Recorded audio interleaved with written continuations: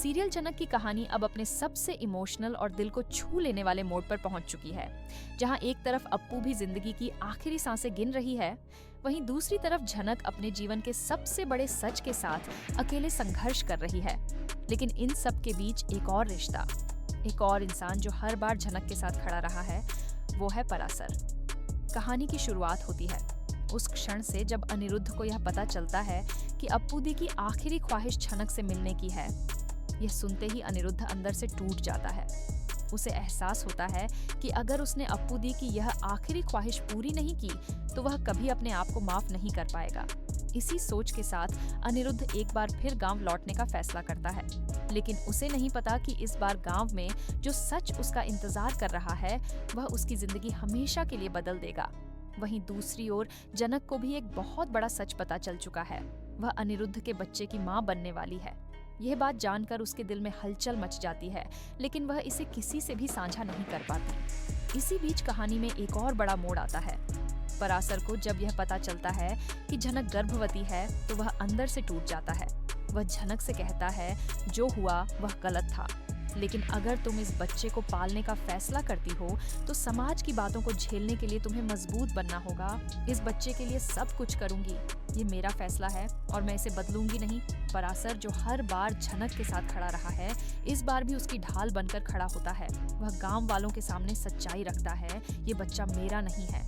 ये सुनते ही गांव में टहलका मच जाता है। लोग झनक पर सवाल उठाते हैं, उसे गांव से बाहर निकालने की बातें करते हैं, लेकिन तभी गांव के बुजुर्ग और कुछ लोग झनक के पुराने त्याग को याद करते हैं। वे कहते हैं, झनक ने इस गांव के लिए बहुत कुछ किया है, हम उसके साथ अन्याय नहीं कर सकते। और पहली बार पूरा गांव झनक के समर्थन में खड़ा हो जाता है। ये सुनकर झनक की आंखों में आंसू आ जाते हैं, लेकिन इस बार वह आंसू दुख के नहीं, सुकून के होते हैं। उसे पहली बार लगता है कि अब उसे अपनी पहचान छुपाने की जरूरत नहीं है, वह अब खुलेआम मां बनकर जी सकती है। वह खुद से वादा करती है कि वह अपने बच्चे को अकेले पाल लेगी, लेकिन दूसरी तरफ कनका अब भी नाराज है। उसे लगता है कि झनक की वजह से परासर की जिंदगी बर्बाद हो गई है। ना वह किसी और लड़की से शादी कर पा रहा है और ना ही झनक को भुला पा रहा है।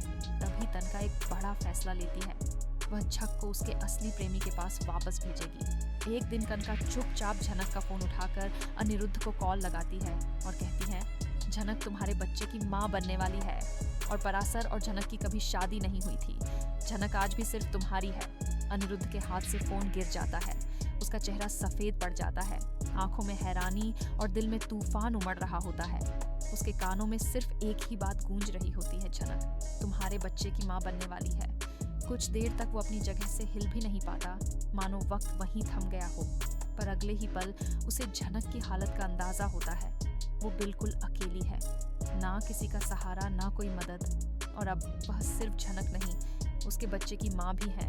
अनिरुद्ध एक पल की भी देर नहीं करता, वह तुरंत अपने ऑफिस के काम को बीच में छोड़ देता है। माँ को एक छोटा सा नोट छोड़ता है जिसमें सिर्फ यही लिखा होता है, मैं झनक के पास जा रहा हूँ, अब और देर नहीं हो सकती। और फिर वह निकल पड़ता है। कोलकाता की सड़कों से होते हुए गांव की ओर रास्ते में उसकी आंखों में आंसू होते हैं, पछतावे के और एक अधूरी जिम्मेदारी को निभाने के। वहीं दूसरी ओर झनक अपने ही ख्यालों में उलझी होती है। उसे नहीं पता कि उसकी जिंदगी फिर से बदलने वाली है। वह अपने आंगन में बैठी होती है, अपने पेट पर हाथ रखकर अपने बच्चे से बातें कर रही होती है। तेरे पापा को शायद कभी नहीं पता चलेगा कि तू उनके खून का हिस्सा है, लेकिन मैं तुझे इतना प्यार दूंगी कि कभी किसी की कमी महसूस नहीं होगी। और तभी गांव की सड़क पर एक गाड़ी रुकती है, धूल उड़ती है और उस धूल के बीच से कोई निकलता है।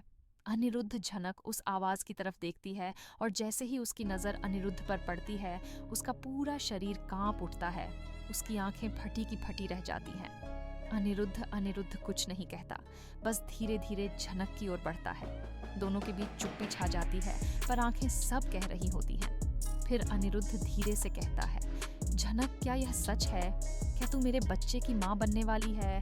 झनक की आंखों से आंसू बहने लगते हैं, पर वह कुछ नहीं कहती, बस हल्के से सिर हिला देती है। हाँ, अनिरुद्ध एक कदम और बढ़ता है। क्यों नहीं बताया मुझे? क्यों अकेले सब कुछ सहती रही? क्या मैं इतना पराया हो गया था? झनक टूट चुकी होती है, वह रोते हुए कहती है, मैं डर गई थी अनिरुद्ध, मुझे लगा तुम अब भी अर्शी के साथ हो। मुझे लगा तुम्हें मेरी कोई परवाह नहीं। अनिरुद्ध झनक का हाथ पकड़ लेता है। अब बहुत हो गया झनक, अब मैं तुझे और हमारे बच्चे को अकेला नहीं छोड़ूंगा।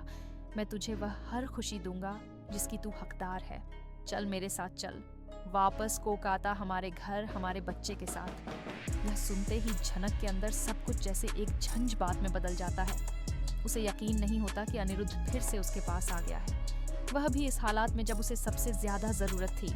लेकिन कहानी यहीं खत्म नहीं होती। जैसे ही गांव वालों को पता चलता है कि झनक का बच्चा अनिरुद्ध से है और अब वह उसे वापस ले जाना चाहता है, गांव में फिर से चर्चा शुरू हो जाती है।